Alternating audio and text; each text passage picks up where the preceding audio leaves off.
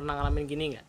Lagi video call, kemudian salah satu peserta meeting kita atau pertemuan kita atau session kita bilang begini, "Aduh sorry ya, saya sambil meeting yang lain. Aduh maaf ya, double triple nih, 3 device sekaligus." Nah, belakangan ini makin sering loh kayak gitu. Dan saya cuman bertanya-tanya dalam pikiran saya, emang efektif ya double triple sampai 4 meeting sekaligus kayak gitu? Yuk kita bahas di video kali ini.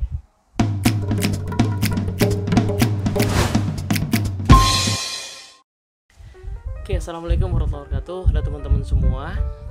Fenomena double triple video call atau video conference di setahunan belakangan ini kayaknya makin marak. Ya karena memang mungkin semua meeting lewat video call ya, jadi tidak lagi pertemuan offline gitu yang biasanya membuat kita nggak mungkin hadir di dua tempat sekaligus atau dua pertemuan sekaligus. Kalau kita udah milih salah satu ya kita ada di situ ya, paling sesekali kita akan telepon keluar sebentar atau kita akan izin, tapi balik lagi di situ, nggak akan menjalani dua meeting sekaligus gitu ya, nggak mungkin. Tapi video conference di era sekarang ini, terutama setahun belakangan ini, karena memang meeting offline itu sedang tidak dimungkinkan, itu jadi marak gitu. Pertanyaannya adalah, efektif nggak sih sebenarnya? Mungkin nggak sih kita berada betul-betul utuh di dua meeting sekaligus? Apalagi kalau yang satu meeting sama mungkin klien atau sama internal juga, berada sama pimpinan. Yang satu lagi training. Nah ini yang paling sering saya alami ya, peserta training suka double meeting sama orang lain, sama pimpinannya, sama timnya, padahal dia lagi training. Nah, antisipasinya sudah ada loh padahal. Jadi pada saat training itu di-assign sudah ada penugasannya, sudah ada undangannya, dan bukan dadakan, sudah jauh-jauh hari, tapi tetap aja. Nah, kita sebenarnya mungkin perlu menelaah ini sebenarnya fenomena apa, kenapa ini terjadi, efektif atau tidak, dan kalau kita bilang nggak efektif, sebenarnya harusnya seperti apa. Oke, kita bedah ya. Saya ingin menyoroti fenomena ini dari sebuah model ya, sebuah model yang pernah saya bahas di beberapa video-video yang lain. Judulnya The Change Model. Nah, model ini dirumuskan oleh Franklin Covey, tapi juga align dengan beberapa teori lain yang intinya adalah perubahan itu bisa dipetakan menjadi setidaknya 4 fase ya. Fase pertama adalah zona yang disebut sebagai zona status quo, ketika ada perubahan tetapi orang masih belum merasa perlu berubah maksudnya ya. Jadi ya meeting dengan video conference kayaknya bukan hal yang betul-betul baru. Medianya sudah ada, toolsnya sudah ada, tapi ya sampai masa pandemi kemarin belum ada kebutuhan yang betul-betul urgent untuk orang menggunakan itu ya, baru sedikit yang pakai kalau nggak kepepet banget gitu kan. Nah sampailah terjadi masa pandemi, yaitu zona gangguan gitu, zona disrupsi ya. Kita didisrupsi untuk mengubah seluruh pertemuan kita menjadi pertemuan menggunakan video call atau video conference gitu. Nah sepertinya setahun kemarin itu adalah kita yang dalam konteks meeting, training, yang pertemuan ini memang kita ada di zona disrupsi atau gangguan ini, sehingga chaos ya. Kita berusaha survive dulu yang penting gitu ya, yang penting segala urusan bisa berjalan, bisnis bisa jalan, bisa survive. Pertemuan mau semalam apapun, mau sebanyak apapun kita jabanin gitu. Nah sehingga lama-lama gulung tuh, yang tadinya 1 meeting nambah jadi 2 meeting, nambah jadi meeting, yang paling parah ya sampai 4 meeting gitu kan. Nah itu jadi begitu ya. Nah tapi sebenarnya zona gangguan ini bukan zona yang permanen, karena sebenarnya zona yang akan membuat kita lebih baik nantinya adalah zona setelahnya, yaitu zona adopsi atau zone of adoption.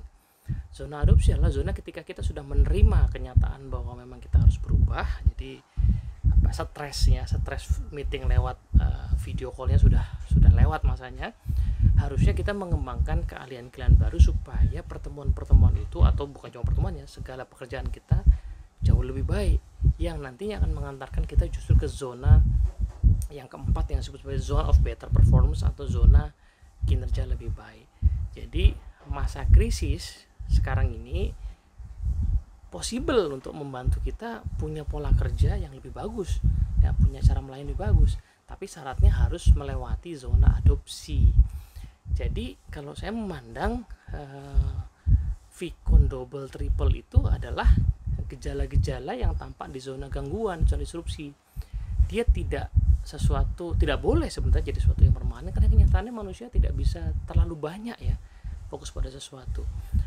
Riset dari Flying Coffee juga mengatakan kalau kita fokus pada 1-3 hal sekaligus, mungkin masih bisa hasilnya itu optimal. Tapi lebih dari itu sebenarnya optimalnya akan menurun gitu ya, hasilnya tidak akan bagus. Tapi 1-3 itu sendiri saya juga curiga itu bukan hal yang betul-betul optimal ya. Kayaknya kalau betul-betul mau optimal, segala hal yang kita kerjakan secara sungguh-sungguh itu ya paling banter hanya 1 ya. Jadi teori-teori di psikologi ya, misalnya tentang flow ya, dari Csikszentmihalyi misalnya, itu mengatakan bahwa orang-orang yang optimal dirinya, optimal potensinya, optimal kinerjanya, peak performance, itu adalah orang-orang yang mengalami flow ya, melarut dalam apa yang dikerjakan. Nah, larut itulah nanti kreativitas, ide-ide, inovasi keluar di situ. Nah, masalahnya adalah larutnya seseorang itu tidak bisa dilarut di 2 tempat sekaligus ya. Tidak bisa di 2 aktivitas sekaligus. Dia harus ada di 1 aktivitas, rangkaian aktivitas, hanya di 1 rangkaian aktivitas saja gitu. Nah, inilah sebabnya maka sebenarnya kita harus mengatasi nih ya gejala-gejala berupa double triple Vicon ini.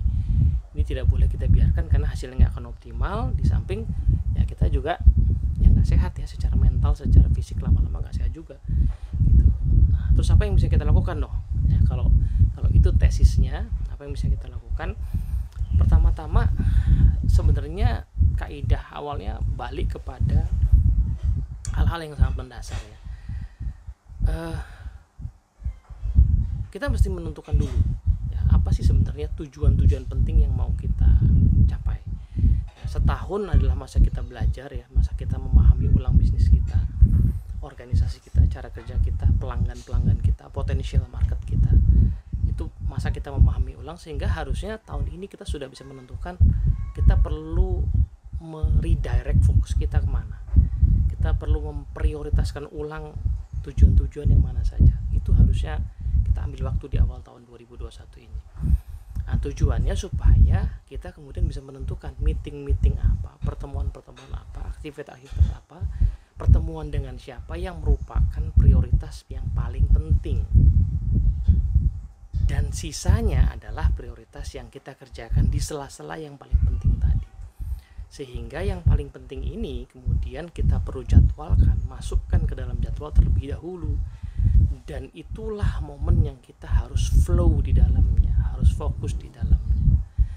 Nah, bagaimana dengan undangan-undangan lain? Nah, ini kenyataannya dulu waktu kita diundang meeting yang bentrok gitu ya, kita kan pasti milih salah satu. Kalau kita sudah janji yang satu atau menganggap yang satu lebih penting, maka yang lain akan kita tolak dengan cara halus ya. Kita mengatakan, sorry sudah ada meeting penting, sorry saya nggak bisa datang ke situ kan sudah. Dulu kita bisa melakukan itu, kenapa sekarang tidak? Nah, kemungkinan karena masih ada pola pikir misalnya cuman pakai video call yang penting datang. Padahal datang itu selain tidak menghasilkan edit value selain kedatangannya saja, juga mendistraksi kita dari yang utama gitu. Karena kita kan nggak bisa full banget, nggak bisa ngeflow di yang utama karena khawatir dipanggil di yang satu lagi kan. Gitu. Kalau kita tolak sekalian kan sebenarnya kita nggak khawatir dipanggil-panggil. Di sisi lain, yang asal datang tadi itu, kalau dilalah kebetulan kita dipanggil di sana lalu nggak nyaut gitu ya, atau kalaupun nyaut kita nggak bisa kasih kontribusi yang optimal, kan sebenarnya sama aja gitu ya. Nah, disinilah sebenarnya kita perlu kembali ke dasar ya. Apa yang penting kita jadwalkan, kita kerjakan. Apa yang belum penting atau tidak penting harusnya bisa kita tolak, kita arrange ulang, kita katakan no karena kita sudah memilih yang lain gitu. Nah, ini tentu perlu keberanian gitu ya, perlu keberanian karena orang-orang lain mungkin masih ada di zona gangguan tadi ya, Orang lain gampang aja ngundang meeting gitu. Yang saya bingung adalah kadang-kadang satu situasi peserta training, kalau namanya peserta training kan berarti sudah di-assign sama company, sudah disetujui sama pimpinannya, nggak mungkin pimpinannya nggak dikasih tahu. Tapi pesertanya bilang begini, maaf pak, saya dipanggil pimpinan. Lebih parah lagi, maaf pak, saya izin, saya diajak meeting sama pimpinan. Lu ikipi. Pimpinannya sudah tahu anak buahnya lagi training ya, manggil oke lah sesekali, tapi ngajak meeting ini kan aneh sekali ya. Ada dua hal di sini. Sang pimpinan tidak aware pada training yang dijalani oleh anak buahnya, menganggap itu bisa disambi-sambi. Anak buahnya sendiri juga tidak punya keberanian untuk mengatakan pada pimpinan bahwa saya sedang training, kan bapak sudah approve kemarin, nanti saya akan kerjakan setelah training selesai, baru kita urus lagi, kan begitu. Nah, sebelum pandemi ketika semuanya harus ketemu face to face, kita bisa melakukan itu. Kenapa sekarang tidak?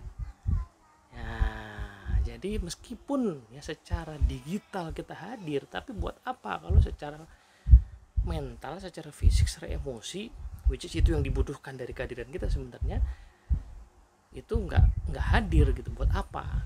Ya kan? Nah, disinilah yuk saya sih mengajak 2021 sepertinya kita harus masuk ke zona adopsi, harus belajar memprioritaskan ulang ya, dan belajar menata ulang kehidupan kita. Karena ingat ya, kita itu punya banyak dimensi dalam kehidupan.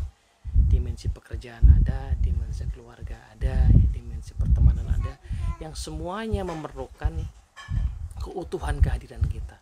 Karena kita juga memerlukan energi dari seluruh dimensi tadi.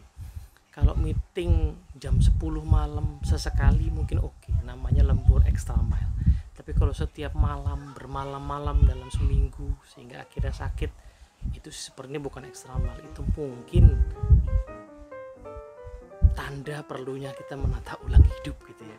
Karena kita perlu istirahat, kita perlu belajar, kita perlu bercengkrama dengan keluarga, mengurus keluarga. Semua itu penting, tidak ada yang lebih penting dibandingkan lain. Pandemi ini mengajarkan kita hal itu, bahwa semua hal itu punya kepentingannya masing-masing dan semua harus diprioritaskan. Maka ya harus ditata gitu ya. Jangan mengiyakan meeting jam 8 malam sambil kita ngurusin apa di rumah, dua-duanya nggak optimal. Padahal mungkin jangan-jangan kalau ditinjau ulang, meeting itu masih bisa dikerjakan atau diatur besoknya misalnya, atau 2 hari lagi misalnya. Jangan-jangan bisa begitu ya. Tapi karena kita iyain semua ya, masih ada di zona gangguan tadi, kita nggak berhenti sejenak kemudian menata gitu. Nah, jangan-jangan nanti lama-lama kita nggak maju-maju nih, kita hanya ada di zona gangguan terus, tidak masuk ke zona adopsi, dan kita malah nggak bisa mengambil benefit dari krisis ini. Karena krisis ini harusnya mengantarkan kita ke zona yang lebih baik gitu ya. Nah, cuman syaratnya kita harus take risk ya, berlatih untuk membangun kebiasaan-kebiasaan baru ya. Meeting double Vicon bukan sebuah kebanggaan, bukan sebuah kehebatan, itu adalah gejala perlunya kita menata ulang kehidupan kita. Moga-moga bermanfaat. Assalamualaikum warahmatullahi wabarakatuh.